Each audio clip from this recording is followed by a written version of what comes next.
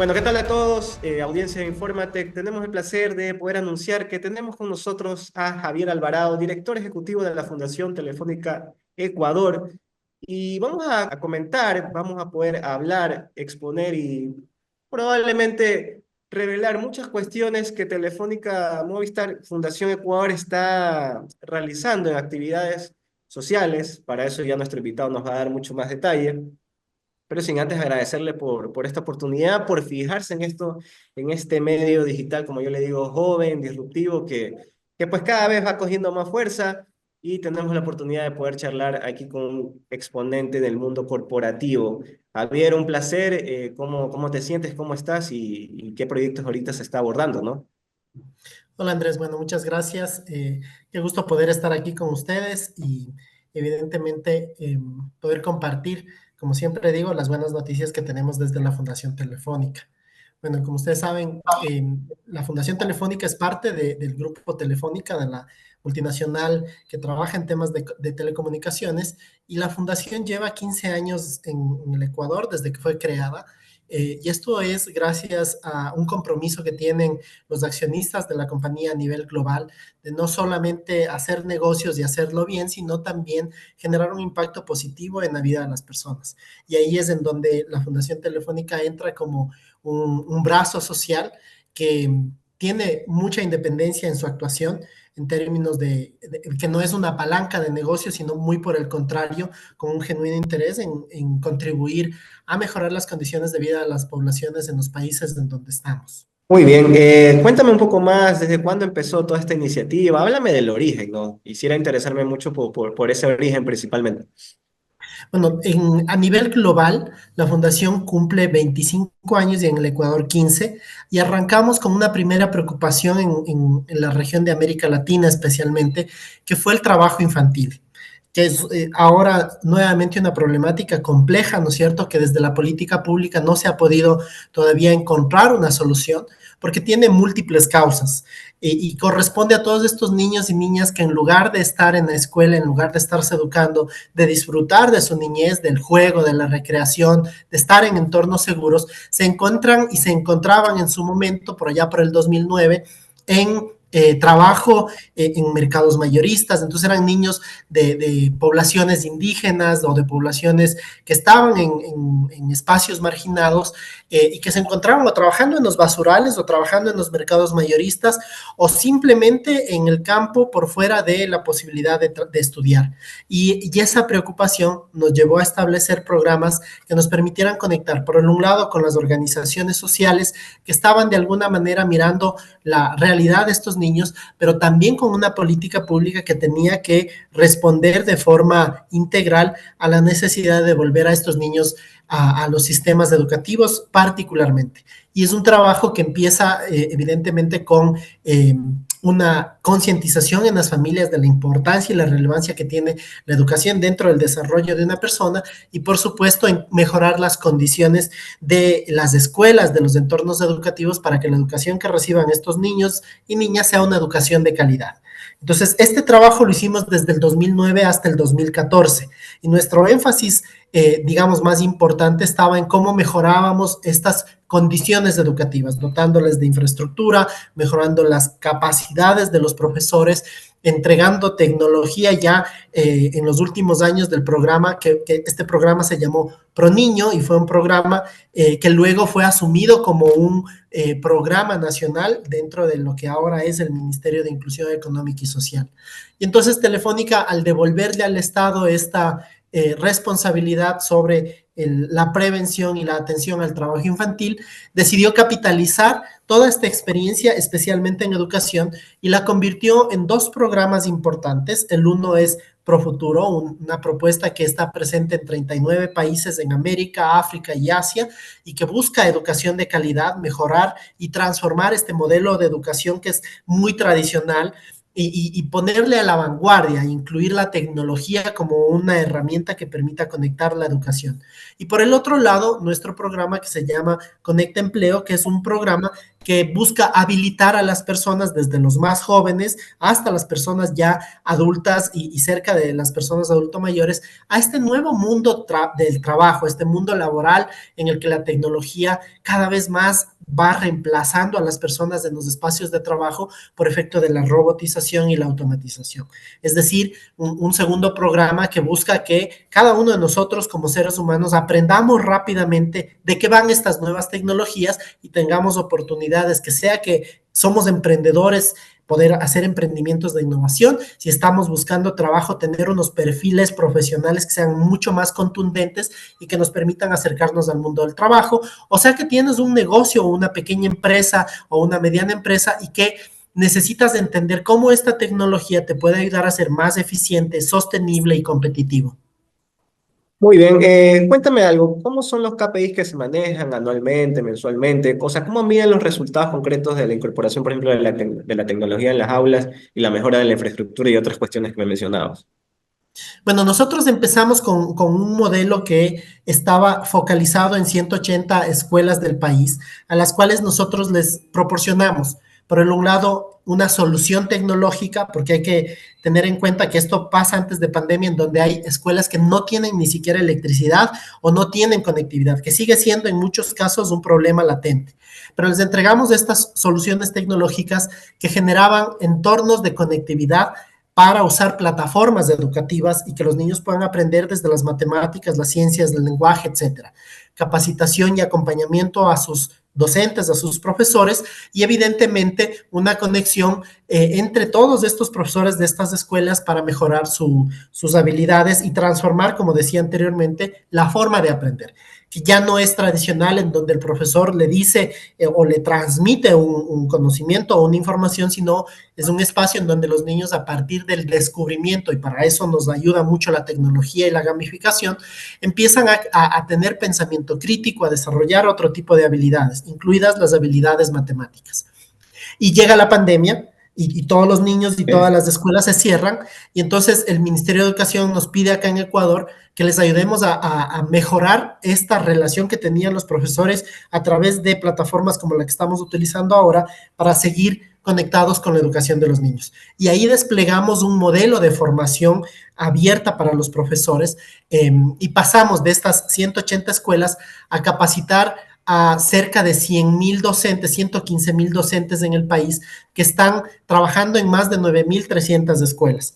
Y desde el año 2020 hasta la fecha, esto es parte de nuestra intervención, es decir, ayudar a que los profesores puedan hacer un cambio en la forma en la que interactúan, entender cómo la tecnología puede ser un habilitador que les conecta, pero más allá de eso, cómo pueden desarrollar formas en las que los niños y las niñas aprendan de manera diferente. Entonces, actualmente tenemos Ajá. este programa con este número de profesores a los que anualmente les ofrecemos nuevos contenidos de capacitación sobre tecnologías disruptivas, innovación educativa, aprendizajes en el aula con otras metodologías.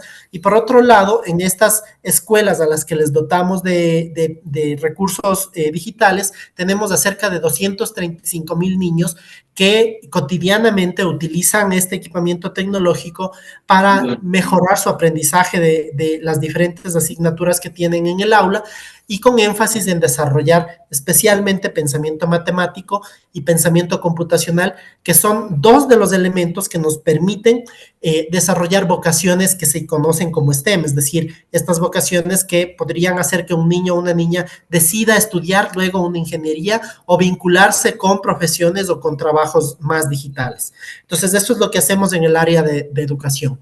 Y en el área de empleabilidad tenemos una plataforma de formación abierta, que es una plataforma también gratuita, es decir, todos los programas que tenemos son gratuitos, y esta plataforma está abierta 24/7, está conectada a varios portales públicos y privados para que la gente pueda entrar y empiece a aprender temas digitales como el marketing digital, Internet de las cosas, programación, ciberseguridad, temas que están vinculados con la inteligencia artificial o el Big Data, que son tendencia en este momento. Y ahí tenemos a cerca de 130,000 personas desde los 18 años hasta personas de 55, 56 años que aprenden cotidianamente en este proceso. Quizá este tema nos permite decir que estamos en las 24 provincias del país y que tenemos una cobertura tanto en lo urbano como en lo rural bastante interesante gracias a las alianzas que tenemos con varios actores. Pero yo quisiera resaltar en términos de esto que tú preguntabas, de estos KPIs. Nosotros hemos identificado que, por ejemplo, cuando un profesor profundiza en su aprendizaje en tecnología, redunda inmediatamente el mejoramiento de la calidad de la educación en el aula y cómo los niños y las niñas aprenden de manera diferente. Y en el caso de los adultos, el ir desarrollando estas competencias nos están permitiendo medir cómo un emprendedor que incluye tecnología dentro de su negocio, por ejemplo, temas como el marketing digital o el manejo de las redes sociales, incrementa inmediatamente sus ingresos por efecto de tener una mayor apertura en el mercado. Y si es un profesional, sus oportunidades de ser contratado por alguna empresa que esté buscando un perfil que sea mucho más integral. Muy bien, cuéntame algo, ¿cuáles son los desafíos que se han presentado en estos diversos programas que me hablas? Por ejemplo, a nivel de educación, a nivel de empleabilidad, ¿qué desafíos se pueden haber tal vez presentado en el camino? Porque, por ejemplo, en educación yo te podría mencionar y me hablabas del tema de que, bueno, hay muchos, en la ruralidad más que nada, ¿no? El tema de la conectividad siempre llega a ser un problema, pero yo te aplico tal vez a otro que es un factor, puede ser externo, no muy cercano a ustedes, pero también tiene que ver con el tema de la inseguridad o el poder adquisitivo de las personas a poder adquirir algún aparato o alguna cuestión digital. Inclusive hay mucha, no sé si se podría decir el término de alfabetización digital, tal vez. Coméntanos Sí, un en poco. efecto, tienes toda la razón. Yo mencionaría tres para, digamos, avanzar un poco en la conversación. El primero es Ujú. las competencias digitales, lo que tú mencionabas como alfabetización digital. Vemos que, por ejemplo, en las zonas rurales, el analfabetismo digital llega casi al 20% de la población, es decir, 2 de cada 10 son analfabetos digitales. En las zonas urbanas, esto llega al 8%, es decir, cerca de 1 de cada 10 todavía es un analfabeto digital en zonas urbanas. Y cuando Increíble se ve, pensar eso, ¿no? O sea, que en el lado es urbano se presencia totalmente esta... complejo, pero más grave aún es que del resto de personas que diríamos que somos alfabetos digitales, apenas 1 de cada 10 tiene las competencias digitales que se necesita para entender el mundo digital. Es decir, que sepa curar contenidos, que maneje su huella digital, que esté alerta a los riesgos que tiene el Internet, que pueda entender de manera básica cómo funciona temas como la inteligencia artificial generativa. Y apenas en el país 1 de cada 10 tiene esas competencias. Es decir, el resto de nosotros como población carecemos de todas estas competencias. Y ahí están estos mitos de las generaciones de millennials y centennials a las que les hablamos, que son nativos digitales. Entonces, el mito es que un nativo digital es alguien que ya sabe cómo funciona la tecnología. Y la verdad es que no está funcionando así. Las universidades están teniendo muchos problemas para que los estudiantes puedan hacer trabajos en línea, puedan entender cómo funciona el cloud, que es este espacio de almacenamiento en nube, etcétera. Entonces, ese es Oye, un primer... Javier, y me imagino que antes de la pandemia el problema era mayor o ahora sigue siendo igual. Tal vez en un diagnóstico de porque tuvimos que adaptarnos a tratar de llevar una vida más digital, ¿no? No sé si también La influye. tecnología es muy intuitiva. Entonces, no es que hemos mejorado en términos de competencias.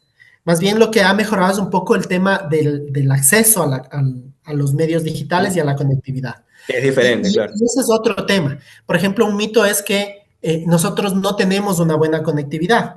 Es cierto, es decir, hay una responsabilidad del Estado en generar estas infraestructuras para que cada rincón del país tenga un acceso a telecomunicaciones. Pero también es cierto que en países como el nuestro, Ecuador, tenemos más de 15 millones de cuentas de Facebook. Tenemos 1.5 teléfonos inteligentes por habitante, lo que quiere decir que no es que carecemos de estas tecnologías, sino que no las estamos utilizando apropiadamente. El uso más frecuente que tenemos de esto es redes sociales o videojuegos, dos espacios en los que los riesgos que tenemos por no saber cómo actuar están siendo cada vez más fuertes. Niños, adolescentes y adultos estamos presa de estafas, de extorsiones, de explotación, de violencia en línea, porque no tenemos estas competencias digitales. Entonces, ese es un segundo problema que tenemos. Y el tercero, a nivel del tejido productivo, una de las, digamos, de las ideas que la gente tiene es que la tecnología para incorporar en un negocio es muy cara y entonces eso solo puede tener una compañía grande.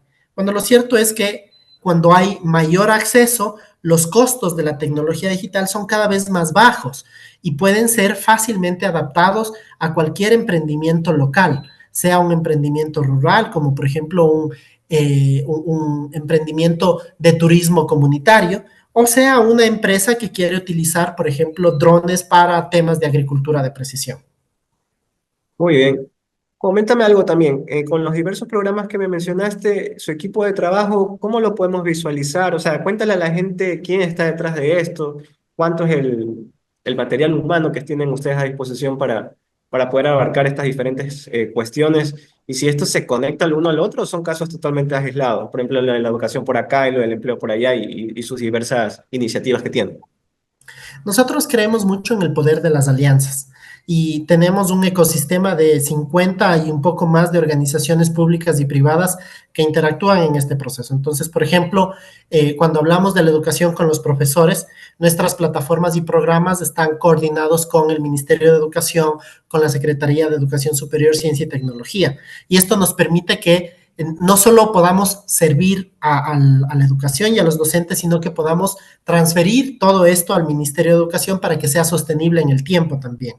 Y del otro lado, por ejemplo, para llegar a todos estos rincones del país, tenemos un acuerdo con el Ministerio de Telecomunicaciones para hacer uso de la red de puntos digitales gratuitos, que son más de 930 que están en el país, especialmente en parroquias rurales, que permite que la gente de a pie pueda tener un lugar, una computadora, una conexión para poder hacer los cursos que requieren y tienen orientación y acompañamiento en esa línea. Trabajamos en temas de movilidad humana, por ejemplo, con organizaciones sociales que están en territorio y que además de ayudarles en todo el proceso de inclusión social, también les ofrecen los programas que tiene la Fundación Telefónica para hacer que estas personas puedan desarrollar y mejorar sus habilidades en el emprendimiento, en el negocio o en su vida profesional. Entonces, cuando ve la gente al equipo cercano a la Fundación Telefónica, nosotros somos un equipo de 6 personas, pero tenemos todo un equipo de soporte que está en nuestra sede en Madrid, en España, que está detrás de todo el desarrollo tecnológico, el desarrollo de contenidos. Tenemos aquí cerca de 15 universidades con las que a lo largo del tiempo hemos ido creando nuevos contenidos, entonces están profesores universitarios acompañando este proceso. Tenemos un programa de voluntariado corporativo en donde el año pasado tuvimos más de 950 empleados de las empresas del Grupo Telefónica participando en mentorías, en acompañamiento, en tutorías, en clases magistrales para la gente o en actividades mucho más sociales como el restablecimiento de tejidos comunitarios en comunidades indígenas y demás. Entonces es un grupo de personas que está comprometida con entender la inclusión social y con poner aquello que está en sus competencias y capacidades a disposición de esto para cerrar estas brechas. Muy bien. Cuéntame algo, a nivel de ganancia, ustedes como Fundación Telefónica Ecuador, ¿qué es la ganancia específicamente? Háblame de la ganancia tal vez desde lo social, no sé si hay una ganancia monetaria o una ganancia medible en el tiempo con alguna cuestión o algún resultado. Para nosotros el retorno social de la inversión es importante. ¿Qué significa esto? Que por cada dólar que nosotros invertimos en el país, la persona que recibe el beneficio pueda multiplicar eso en su vida particular. Entonces, ejemplos nuestros es en ProNiño, este programa que comentaba al inicio. Tenemos profesionales que están siendo referentes de temas tecnológicos. Tenemos una abogada, una PhD, que fue parte de este programa y que ahora trabaja para toda la región de Hispanoamérica hablando de la importancia de la inclusión digital. Es una abogada brillante el retorno de inversión de esta educación que recibió en sus primeros años ha sido fundamental, no solamente para ella, sino para su familia, para otras niñas y adolescentes indígenas que no se pensaban en la oportunidad de estar en puestos de toma de decisión tan importantes. Entonces, inspiras a otros a hacer que este camino sea posible, a padres a que tomen la decisión de que sus niños puedan seguir en el proceso de educación. En el caso de todo lo que significa la formación para los adultos, emprendedores, por ejemplo, tenemos un programa que es muy fuerte para emprendedoras mujeres. Entonces, cuando tú ves en el mercado cuánto cuesta un curso, un bootcamp, por ejemplo, de marketing digital, el promedio de costo en el mercado bordea entre los 800 y los $1,500. Nosotros ofrecemos esto de manera gratuita. Entonces, cuando nosotros vemos que una emprendedora entra en este proceso, hace su plan de marketing digital y producto de esto, sus ventas empiezan a incrementar en un 15, en un 20%, eso es un retorno de inversión para una persona que en otras circunstancias no hubiese podido acceder a este tipo de conocimientos y aprendizajes. Entonces, el foco de la fundación está en identificar a aquellos que son más vulnerables, aquellos que no tienen capacidad para pagar este tipo de capacitaciones o servicios y que nosotros les podemos ofrecer de manera gratuita para que puedan mejorar sus habilidades. Entonces, en último término, cuando tú planteas, ¿y qué ganamos? Bueno, ganamos un país que puede competir en el mercado, que puede estar preparado a todo lo que se está presentando en este momento en el mundo del trabajo. A nivel global ya se cuentan como cientos de miles de puestos de trabajo que están quedándose de lado, que es gente que está quedándose sin trabajo porque no ha tenido la posibilidad de adaptarse a estos nuevos entornos. Un ejemplo muy concreto que lo estamos viendo muy cercanamente son estos locales de comida rápida y algunos supermercados ya en el país que están reemplazando a los cajeros por máquinas de pago automatizado. Entonces uno como cliente va y pide su comida en una pantalla y ya no hay alguien del otro lado. Entonces la pregunta es, ¿qué está haciendo esta gente que salió de esos trabajos? ¿A qué se dedica? Entonces, por eso nosotros les formamos en programación a las personas. ¿Por qué? Porque ahora tú utilizas una plataforma, ¿no es cierto?, donde compras desde tu casa todas estas cosas, todos estos productos. Entonces, la magia de que los productos aparezcan en tu pantalla pasa porque hay unas personas que permanentemente están haciendo programación de estos productos, de estos servicios para que tú puedas interactuar en línea. Entonces, es devolverles a la gente la oportunidad de trabajar en otras habilidades, en otros puestos de trabajo y en otras formas de vincularse con la economía. Sabes, Javier, no lo había visto así, pero muy interesante lo que remarcas, ¿no? Claro, cuando por ejemplo uno va a una tienda de ropa, una tienda de comida, como tú dices, ve la pantalla, pide algo y es más, hasta creo que se alegra porque dice, chuta, lo hago 1.000 veces mejor con una computadora que estar lidiando con una persona que tal vez no me tome bien el pedido, hay algún tipo de problema. Pero es interesante, ¿y cómo funciona este testeo de cómo reconocer a todo ese grupo de personas que muy probablemente tú remarcas y que nadie piensa en ellas, de que evidentemente, pues claro, no se pierde por mejorar en un negocio a nivel tecnológico, pues se pierde un empleo, ¿no? No sé cómo decirlo. Sí, por eso nosotros trabajamos mucho en identificar, por un lado, cómo ayudamos a que las personas desarrollen estas habilidades, ¿no es cierto? Porque ¿Qué otros parte de casos ello. también les ha pasado, por cierto? ¿En qué otros ejemplos se puede evidenciar, si me puedes también decir? A ver, otros ejemplos de esta transformación en el mundo del trabajo. Nosotros tenemos una Ujú. colaboración con una empresa camaronera en la zona del Gran Guayas, eh, que hasta hace poco, hasta hace un par de años, desarrollaba la alimentación para las larvas de camarón en las piscinas a través de balseros, personas que se montaban en una lanchita y cada cierto tiempo lanzaban el alimento para las larvas. Entonces, ahora estas empresas, y por eso el Ecuador es uno de los principales productores de camarón, están utilizando inteligencia artificial, están utilizando Big Data en las piscinas. Entonces, esta tecnología les está ayudando a entender cuál es el momento más oportuno para entregar el alimento y qué tipo de nutrientes están requiriendo estas larvas para crecer de manera más rápida. Entonces, estos balseros ya no hacen sentido que estén metidos en las piscinas todo el día. Pero a estos mismos Ujú. balseros, el darles la oportunidad de entender cómo leer estos tableros digitales, cómo saber cuándo tienen que entregar qué tipo de alimentos y cuál es la combinación, les permite seguir vigentes en ese espacio de trabajo. porque de otra manera, ¿quién es esta otra persona que va a poder hacer esta transformación? No la tenemos. Hay muy pocas personas que quieren vincularse con el mundo de la agricultura. Entonces, hay estas transformaciones en el mundo del trabajo, tanto en oficios como en temas un poco más especializados. Nosotros, por ejemplo, tenemos una línea de formación que le llamamos Industrias 4.0. Entonces, das cuenta, la industria del turismo en zonas como Galápagos está cooptado por las grandes empresas turísticas. Los pequeños emprendedores turísticos no tienen posibilidad de conectarse con los turistas, con los clientes, porque dependen de alguien que les diseñe una página web, que les arme un botón de pagos, que les permita entender cómo hacen sus propias reservas en línea y demás. Entonces, nuestro programa les enseña cómo hacer esto por ellos mismos. Entonces, este emprendedor turístico se puede seguir relacionando con una industria que cada vez utiliza con mayor frecuencia las pantallas, los aplicativos móviles, si puede entender desde su lado cómo lo utiliza y cómo le saca mejor provecho. Bien, bueno, sabes que, no sé, pensando un poco así, porque yo soy medio abrupto, a veces medio abrupto con las ideas, pero estas cuestiones que bien marcas y en estos ejemplos concretos que me das, también se pueden aplicar tal vez, yo sé que esto no es algo netamente algo laboral, pero por ejemplo en proceso, en digitalizar, transformar procesos como por ejemplo las elecciones, las que se vienen, que siempre nos hemos quejado de tal vez esta cuestión de que sigue siendo presencial, de ir a lugares y toda esa cuestión. Tal vez en ciertas cosas que no siempre ocurren, como son unas elecciones, puede tal vez haber este proceso de digitalización. Sí, hay unos esfuerzos importantes por lo que ahora se conoce como el gobierno digital y que permite hacer trámites como el tema de tener tu licencia o tu cédula en tu celular, una cédula digital, y podrían ser temas como los que tú mencionas en temas de elecciones. Es posible.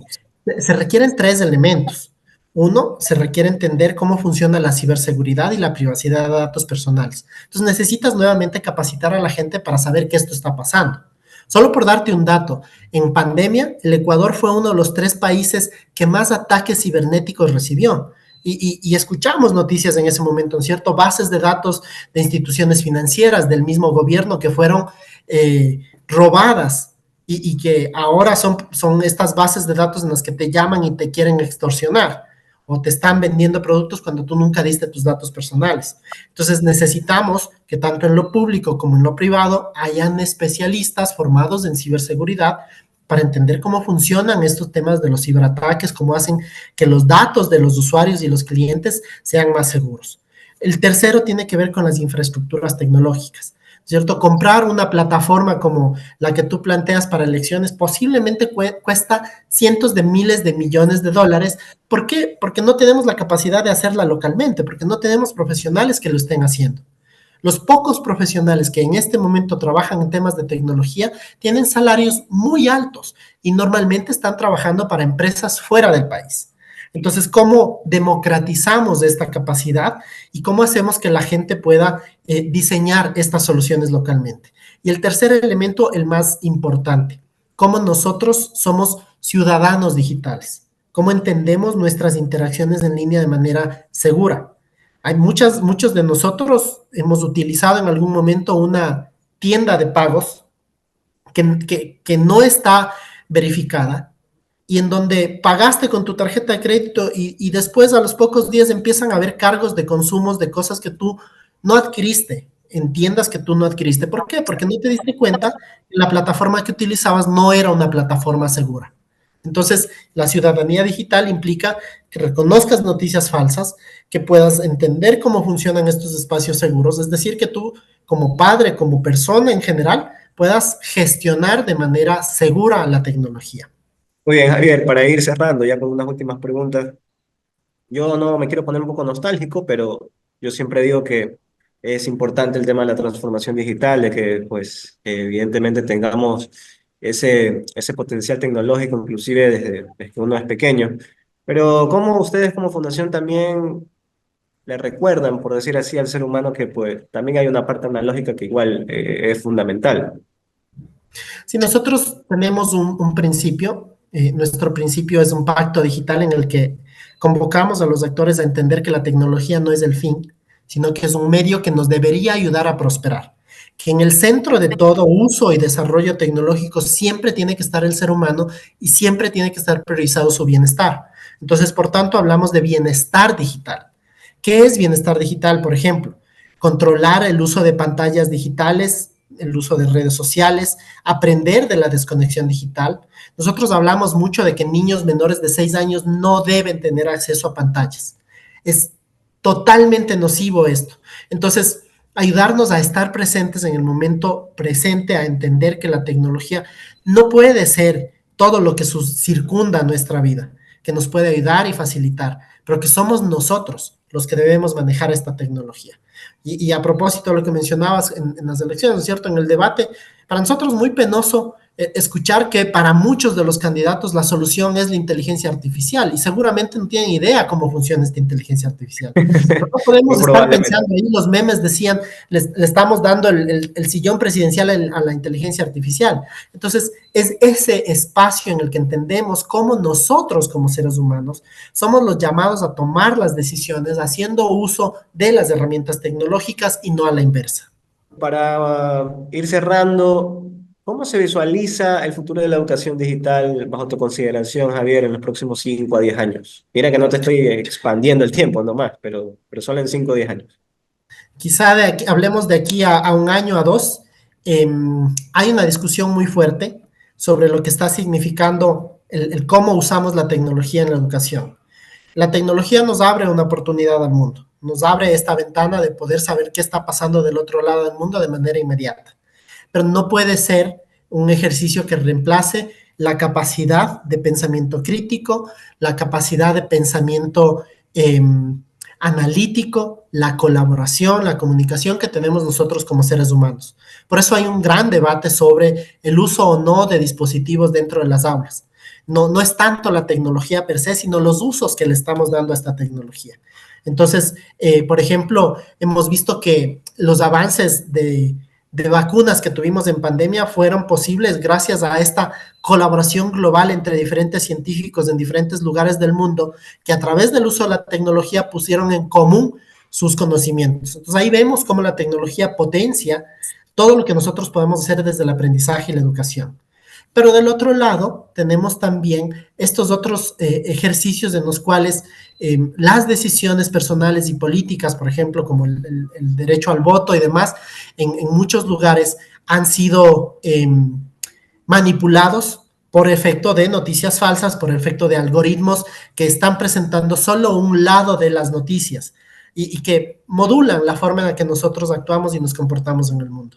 Entonces creo que el futuro está en la capacidad que tengamos de desarrollar pensamiento crítico, pensamiento espacial, pensamiento matemático, colaboración entre los seres humanos. De otra manera, la tecnología pues no, ni nos ofrece todo su potencial, ni tampoco nos va a ayudar a seguir evolucionando y prosperando como seres humanos.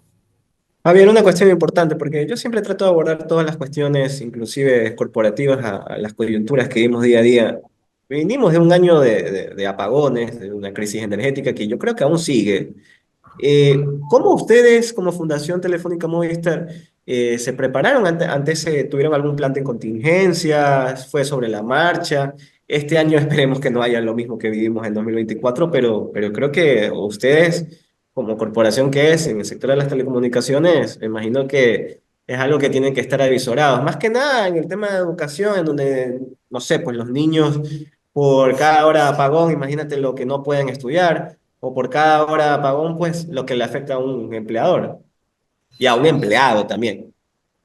Sí, creo que nosotros manejamos un principio que es el principio de la incertidumbre. Es decir, estamos conscientes de que las cosas mañana no van a ser más calmadas o más relajadas o vamos a dejar de tener todas esta vorágine de eventos inusitados. Creemos que como personas necesitamos y como instituciones y corporaciones necesitamos desarrollar la capacidad de adaptación a la incertidumbre, de adaptación al cambio. Eso nos permite, por ejemplo, a nosotros decir, ok, hay un apagón, ¿qué es lo que podemos hacer? ¿O cómo le orientamos a las personas para sacar el mejor provecho al momento que tienen cuando no están conectados? ¿Cómo hacemos para que esta persona pueda tener un mayor espacio, un mayor tiempo para completar un curso? ¿Cómo adaptamos las tecnologías que tenemos para que si está desarrollando un aprendizaje y se va a la luz, no desaparezca esta información que estuvo incluyendo en su plataforma? Es decir, pensamos en cuáles pueden ser estas formas de seguir acompañando a las personas. Pero lo más importante, creo yo, que es justo esto que mencionaba hace un momento, una formación permanente en gestionar el cambio, en adaptarnos a la incertidumbre y en saber que lo importante es tener claro el propósito final y que ese propósito nos pueda orientar a saber cómo superamos las adversidades, cómo gestionamos esta adversidad como una oportunidad. Muy bien, hemos hablado en general de muchos temas y para cerrar, yo quisiera que le digas a la ciudadanía, en este caso, poniéndome de ejemplo, si yo fuera un padre de familia que tiene un niño y que necesita eh, tener ventaja y tener beneficio de este programa, como asimismo tal vez ser un ciudadano que pues está buscando empleo, ¿dónde puedo llegar? ¿Dónde puedo acudir a ustedes? ¿Por qué plataforma? ¿Por qué link? ¿Por qué porque inclusive para estas personas que no tienen esa facilidad tecnológica, si es de nivel a nivel presencial, ¿dónde yo me puedo acercar con ustedes? Sí, bueno, tenemos una página web que es fundaciontelefónica.com.es, que es digamos, el espacio en donde se encuentran todas las plataformas y todos los programas, pero también nosotros hacemos permanentemente educación y convocatoria a proyectos muy específicos a través de las redes sociales, sea en Facebook, en Instagram, en LinkedIn, en X o en YouTube. Nos pueden encontrar como Fundación Telefónica Movistar Ecuador, son los espacios en los que nos encuentran. Y como he mencionado, si entran a la web del Ministerio de Educación, en la plataforma Me Capacito están nuestros cursos, en Encuentra Empleo están nuestros cursos y nuestras herramientas, en los puntos digitales gratuitos están nuestras herramientas, es decir, buscamos cada vez democratizar más los espacios desde los cuales la gente puede hacer uso de estas herramientas que tiene la fundación. Pero yo les invito a seguirnos en las redes sociales, que es el espacio en donde generalmente nosotros promovemos y movilizamos precisamente el conocimiento sobre cuáles son estos nuevos proyectos en los cuales nos involucramos permanentemente. Muy bien, excelente. No sé si quieres agregar algo más, tal vez algún tema puntual que no se haya hablado y que quieras aprovecharlo, sino para pues cerrar la entrevista. Creo que tuvimos una muy buena conversa y abordamos diferentes temas. Nada, solamente decir que el tema de la tecnología no es solamente para los que les gusta los números. La tecnología es algo que si tú eres un agricultor, si eres un periodista, si eres un médico, ya está también en tu espacio de trabajo. Entonces, es nuestra responsabilidad aprender permanentemente sobre cómo hacer un uso para el trabajo. Está en nuestras casas, en nuestros teléfonos móviles, en las plataformas de streaming que estamos utilizando, y es la responsabilidad de los padres, particularmente, de saber cómo proteger a sus hijos e hijas en estos entornos digitales. Todo esto lo podemos hacer con una curiosidad sana, sabiendo en dónde encontrar información adecuada para hacer que estas cosas funcionen de manera correcta y que nos permita sacar el mejor provecho a la tecnología. Muy bien, quedarte agradecido de antemano por esta charla. Esperemos pues que este año sea un total éxito para ustedes y que de en más también tengan una proyección que les signifique una ventaja, como tú dices, al país, un beneficio para todos y que la ganancia definitivamente sea reflejada pues en cada ciudadano que va y que emprende algo nuevo, que crea algo nuevo, que forja algo nuevo. Y pues estas iniciativas pues simplemente deben ser aplaudidas y apoyadas. Sin más que decir, pues te quiero agradecer nuevamente, Javier. Para nuestra audiencia, pues bueno, estuvimos para los micrófonos. Infórmate, Javier Alvarado, de la Fundación Telefónica Movistar Ecuador. Muchísimas gracias. Un abrazo, gracias.